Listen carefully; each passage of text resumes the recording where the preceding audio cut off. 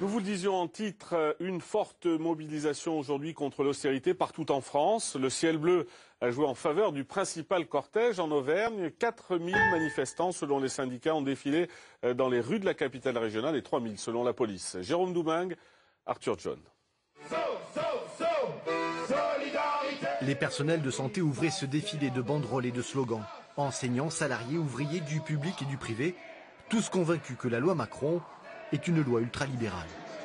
Cette loi Macron, c'est une catastrophe pour tous les travailleurs et les gens ne s'en rendent pas compte. Malheureusement, les gens ne s'en rendent pas compte. Alors on nous dit qu'il faut faire des efforts, que l'austérité c'est une bonne chose pour relancer les emplois, mais c'est pas vrai en fait. Cette loi Macron, c'est pour arranger le petit pourcentage de gens qui sont très très riches, qui vont effectivement bien en profiter, et la masse des gens va encore devoir souffrir et payer plus pour le petit pourcentage de gens trop riches. L'aggravation des inégalités, voilà ce qu'étaient venus dire les contestataires, quelques jours après les élections départementales et la vague bleue qui ont sanctionné la politique du gouvernement et du chef de l'État.